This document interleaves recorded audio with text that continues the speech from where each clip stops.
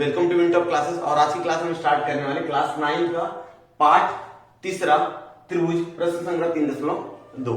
Students के पहले 3.1 के मैंने वीडियो बनाए हुए, दो वीडियो बनाए हुए, 3.1 का पार्ट 1 और पार्ट 2। यदि आप लोगों ने उन वीडियोस को नहीं देखा तो उस वीडियो को देखने के लिए आपको इस वीडियो के डिस्क्रिप्शन में आपको लिंक मिल जाएगी, या तो आप प्लेलिस्ट में जाकर उन वीडियोस को देख सकते हो। उन वीडियोस देखने का फायदा है कि आपको बेसिक चीजें समझ में आ जाएंगी त्रिभुज पार्ट का। ठीक है, आपको जब बेसिक नॉलेज होगा तो आपको सारी चीज समझ में आसानी से आ जाएंगे स्टूडेंट्स।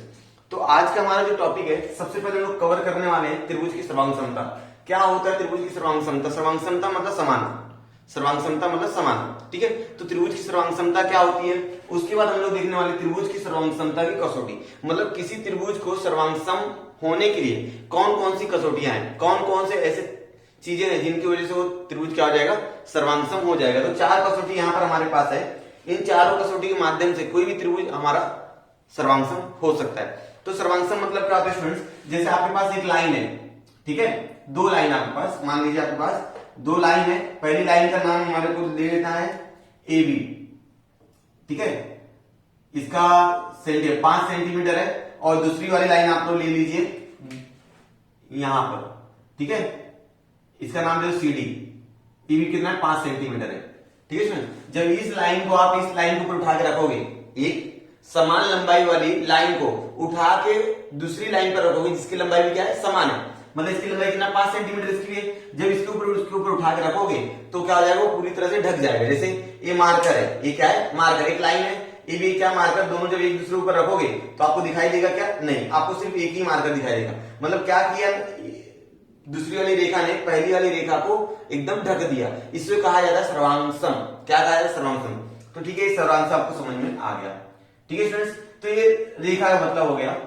उसी प्रकार स्टूडेंट्स मान लीजिए आपके पास यहाँ पर एक कोण है जिसका माप है 60 अंश, ठीक है, और आपके पास यहीं पर दूसरा भी कोण है, एक और कोण है, ठीक है, यहां पर एक कोण और है, ठीक है, यहां पर भी क्या है, 60 अंश है। जब आप इस कोण को उठाकर इसके ऊपर रखोगे, इस कोण का माप दे दीजिए ए बी सी और इसका नाम दे दीजिए पी क्यू आर, बराबर, समझ आ रहा है? जब ये एबीसी को उठाकर आप पी क्यू आर पर रखोगे तो ये कोण क्या करेगा, इस कोण को पूरी तरह से ढक लेगा। मतलब यहां पर एक कोण क्या हो गया, सर्वांगसम हो गया।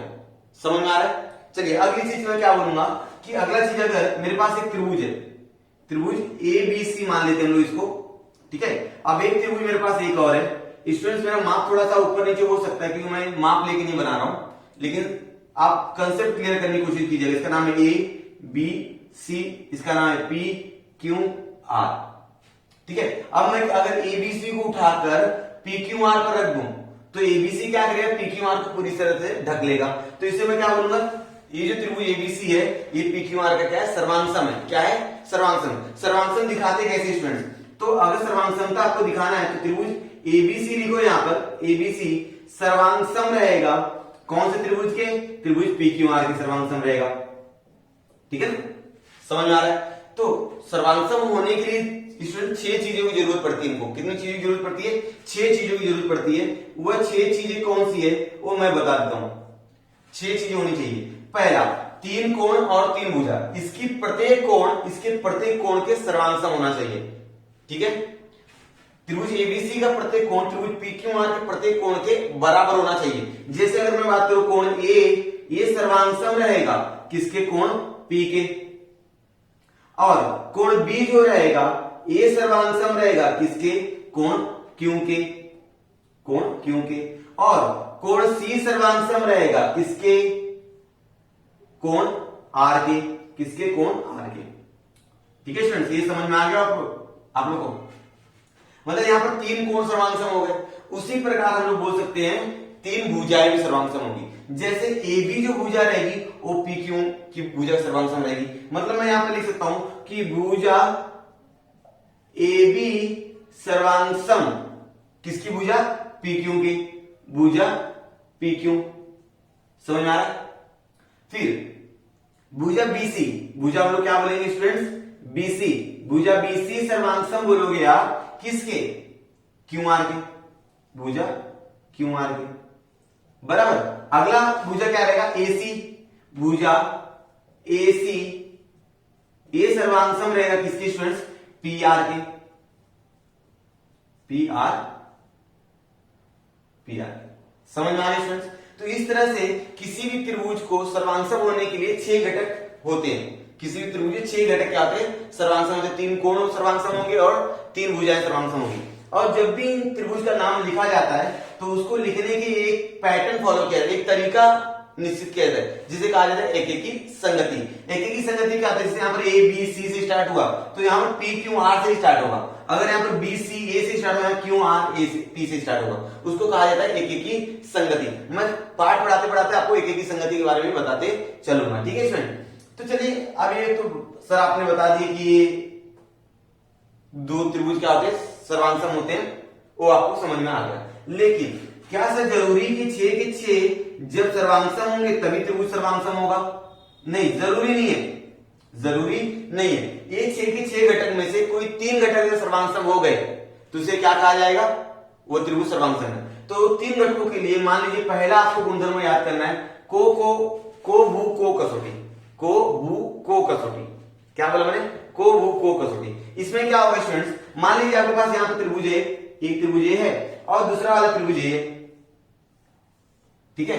ये दो त्रिभुज हो गए। इस त्रिभुज का नाम दे दिया पी क्यू आर और इसका नाम दे दिया ए बी सी। क्या नाम दे दिया? ए बी सी हमारा फेमस नाम है, ठीक है? समझ में आ रहा होगा।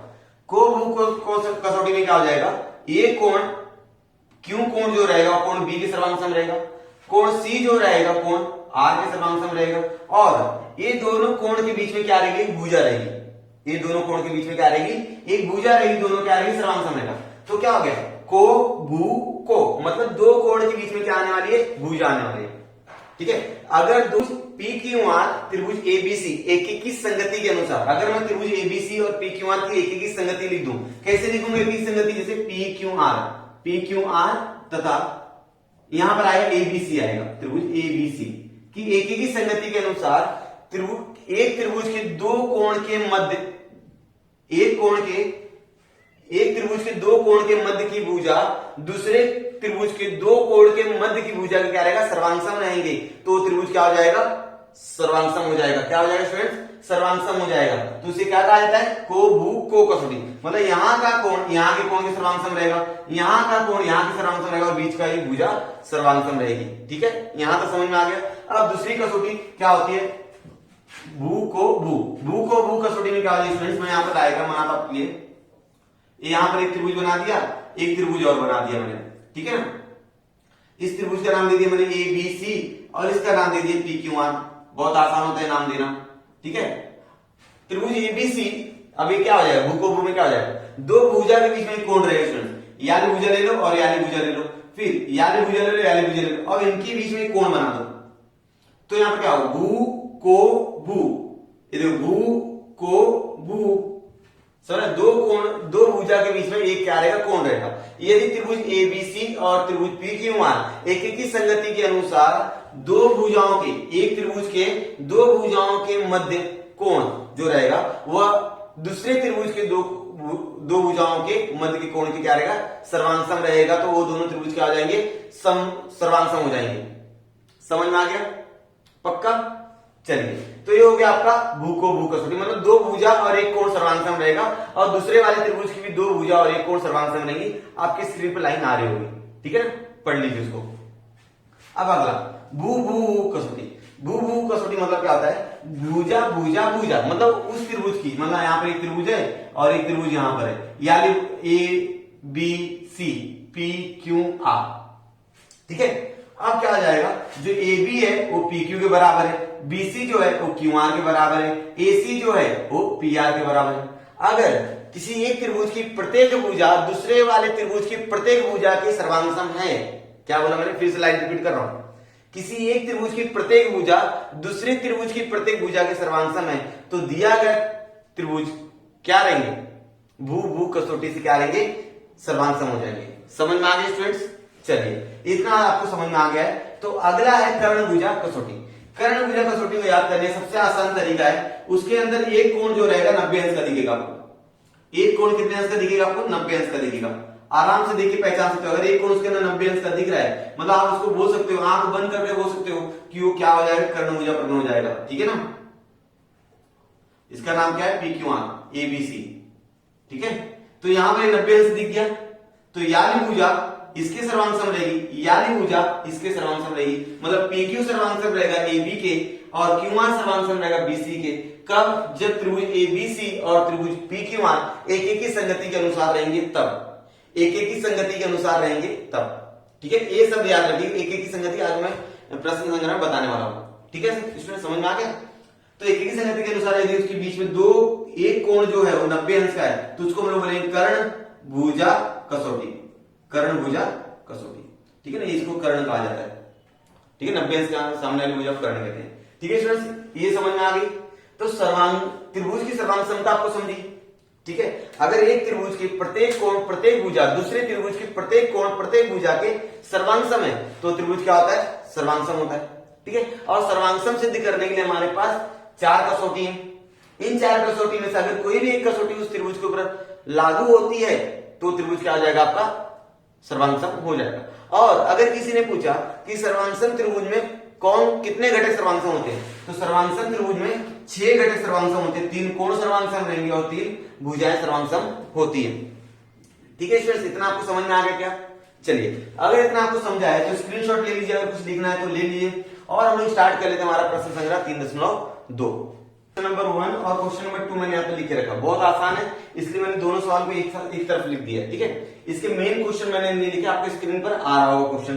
पहला क्वेश्चन हमारे को क्या दिया है कि यहाँ पे बहुत सारी आकृतियां दी गई है और बहुत सारे सर्वांगसम घटक दिए हुए हैं। अब आपको उन सर्वांगसम घटकों का निरीक्षण करके ये जो खाली जगह है आपको बताना वो किस कसौटी से सर्वांगसम है और जिस कसौटी से सर्वांगसम है उस कसौटी का यहाँ पर क्या लिखना है? नाम लिखना है खाली जगह में।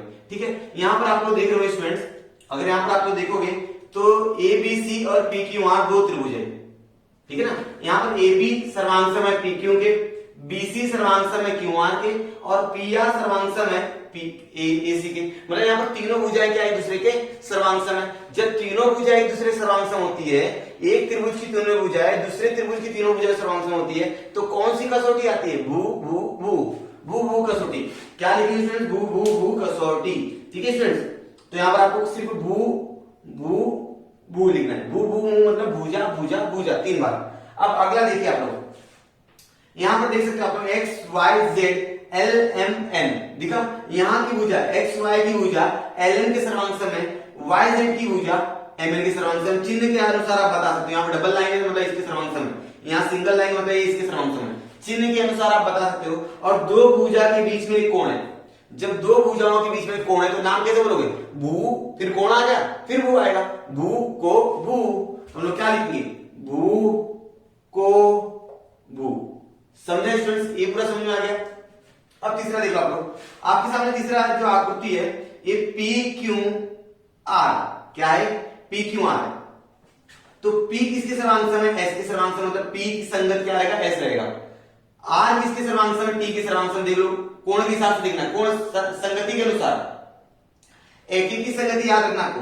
देख लो यहाँ यानी भुजा तो लंबी दिख रही है ना, तो यहाँ पर लंबी भुजा कौन है? ST है। मतलब यहाँ पर PR की संगत कौन सी भुजा रहेगी? ST रहने वाली है, ये याद रखिएगा। तो फिर दो कोण के बीच में क्या है? भुजा है। दो कोण के बीच में क्या है? भुजा है। तो को भू को, पहले कोण बोलो फिर भुजा आ गई फिर कोण बोल दो, तो क्या बोलोगे? को भू को। ठीक है, को भू को कसौटी से त्रिभुज PRQ सर्वांगसम रहेगा STU। एक की संगति देखेंगे उसी भुजा के अनुसार चलेंगे। समझ में आ गया? चलिए, अब जो चौथा है ना इसका वो कर्ण भुजा प्रमेय है। आपको इस तरह से आकृति दिख रही होगी, ठीक है ना, इस तरह से आकृति दिख रही होगी, इस तरह से एक कर्ण भुजा यहाँ पर 90 अंश दिया तो कर्ण भुजा प्रमेय लिख दो, या तो समकोण कर्ण भुजा प्रमेय हो सकता है आप लोग, समकोण कर्ण कसौटी या तो कर्ण भुजा कसौटी, वो दोनों में से कोई भी एक नाम लिख के आपको कर सकते, मैंने लिखा नहीं। अब सवाल नंबर जो 2 है उसके अंदर एक कृति है, ठीक है ना, यहाँ पर कुछ सर्वांगसम घटकों की जानकारी दी गई है। अब इन सर्वांगसम घटकों की जानकारी के अनुसार आपको जो रिक्त स्थान है उनकी पूर्ति करना है और सर्वांगसम घटकों के नाम लिखने हैं। ठीक है, यहाँ पर त्रिभुज ABC है, यहाँ पर त्रिभुज PQR है, तो यहाँ पर B किसके सर्वांगसम है? Q को आप चिन्ह द्वारा दर्शा सकते हो, यहाँ पर 0 0 लिख रहा है। C सर्वांगसम है R के मतलब X X है, यहाँ पर भी X है और यहाँ पर भी X है। यहाँ समझ में आ रहा है। भुजा BC जो सर्वांगसम भुजा QR की, बहुत अच्छी बात है। तो आकृति में दर्शाई गई जानकारी के आधार पर त्रिभुज एबीसी एक की संगति एबीसी और पी क्यू आर, एक की संगति हमारी हुई में एबीसी सर्वांशम है पी क्यू आर की, एबीसी सर्वांशम है पी क्यू आर की, मतलब बी कोण तो है वो सी के सर्वांशम है। ठीक है, भुजा बीसी देखो, भुजा बीसी सर्वांशम भुजा क्यू आर, सही बात है। अब तीसरा कोण एसीबी देखो students, ACB P R Q, ये क्या सर्वांशम हो गए। तो यहां पर स्टूडेंट्स एक कोण आ गया पहला, फिर क्या कौन आ गया, भुजा आ गया, फिर क्या आ गया, कोण आ गया। तो कौन सी कसौटी बनती दोनों को सर्वांशम सिद्ध करने के लिए, को भू को, क्या लिखेंगे, को भू को, समझ में आ गया, बहुत आसान था। अब बीएसी, बीएसी के सर्वांशम कोण क्या रहेगा, क्यू पी आर, क्या लिखेंगे, क्यू पी आर। एक की संगति के अनुसार जाना, यहां पर बी से शुरू किया है तो बी की संगत कौन है, क्यू है, ए की संगत कौन है, पी है, सी की संगत कौन है, आर है। ठीक है, चलिए ये हो गया। नीचे ए बी सर्वांशम, ए बी सर्वांशम पी क्यू, रेखा पी क्यू, इजी। अब पी आर, पी आर का पी आर, पी आर जो रहेगा वो एसी के सर्वांशम रहेगा, तो मैं यहां पर लिखूंगा रेखा एसी। क्लियर हो गया, समझ में, बहुत आसान है। अब देखो दूसरा वाला, आकृति में दर्शाई गई जानकारी के आधार पर बहुत सारी जानकारी दी गई वहां पर, जैसे पीटी सर्वांशम है टीएस के बराबर, क्यूटी सर्वांशम है टीआर के बराबर। यहां पर देख सकते हो पीटी सर्वांशम है एसटी के, ये टीएस बोल दीजिए, और फिर उसके बीच में कोण है, ये कोण कौन सा है जी, शीर्षाभिमुख कोण। जब भी इस तरह का कोण बने, यहां का कोण और यहां का कोण क्या होता है, सर्वांशम होता है शीर्षाभिमुख कोण। तो यहां पर मैंने लिख दिया है पीटी क्यू, पीटी क्यू, और यहां पर क्या आएगा एस टी आर, यानी भुजा छोटी इसलिए छोटी भुजा शुरू करोगे आप लोग ऐसा मत बोलना आर टी एस, ऐसा मत बोलना आप लोग, क्योंकि यहां पर छोटी भुजा है तो छोटी भुजा शुरू होगा। ठीक है, चलो अब यहां पर हो गया सिस्टम हो। दूसरी भुजा कौन सी है, क्यूटी है, तो यहां पर टी आर रहेगा, दिख रहा है आपको। चलो तो क्या हो गया, भुजा कोण भुजा, तो हम लोग क्या बोलेंगे, भू को भू, एक कसौटी का नाम हो गया। अब शेष सर्वांशम घटक लिखने हैं, टी पी क्यू, कहां पर है, टी पी क्यू, ठीक है ना। तो पी की संगत कौन है स्टूडेंट्स, पी की संगत है एस, आप आर मत बोलिएगा, T S R, T S R, इसको कहा जाता है की संगत है। ठीक है, अब T R S, T R S, R की संगत कौन है स्टूडेंट्स, आर की संगत है क्यू, तो टी क्यू पी, क्या आएगा, टी क्यू पी। क्लियर हो गया।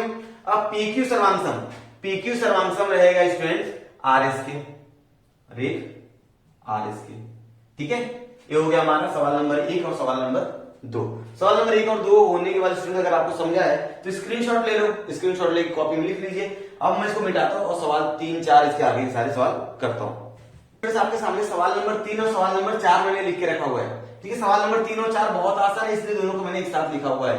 क्या है सवाल नंबर 3, नीचे दी गई आकृति में त्रिभुज एबीसी और पीक्यूआर सर्वांशमता की आपको कसौटी लिखना है। त्रिभुज एबीसी और पीक्यूआर जो है वो कौन सी कसौटी सर्वांशम है, और सर्वांशम घटकों के नाम लिखो। यहाँ पर कुछ घटक सर्वांशम दिखाए, जैसे एबी सर्वांशम है पीक्यू के, और यहाँ पर बीसी सर्वांशम है पीआर के। ये सर्वांशम घटक दर्शाए गए, इनको छोड़कर जो शेष सर्वांशम घटक है उनको लिखना है। लेकिन जब भी इनको आप सर्वांशम दिखाओगे तो एक ही संगति के अनुसार दिखाइएगा। जैसे त्रिभुज, जैसे यहाँ पर आप लोग शुरू करते हो पी क्यू आर से शुरू करते हो, तो यहाँ पर स्टूडेंट्स आप क्या कर रहे हो, बी ए सी से शुरू करोगे, बी ए सी, समझ आ रहा है। जब इस त्रिभुज को पलटी करोगे तो क्यू आर वाली भुजा ए सी पर आएगी और ये जो पी है वो बी पर आएगा। ठीक है ना, सर्वांशम मतलब बी ए सी सर्वांशम रहेगा त्रिभुज पी क्यू आर के। कौन सी कसौटी स्टूडेंट्स, आंख बंद करके बोलेंगे कर्ण भुजा कसौटी। ठीक है, क्योंकि यहां पर एक 90 अंश का कोण है, तो लिखेंगे कर्ण भुजा कसौटी। कौन सी कसौटी, कर्ण भुजा कसौटी।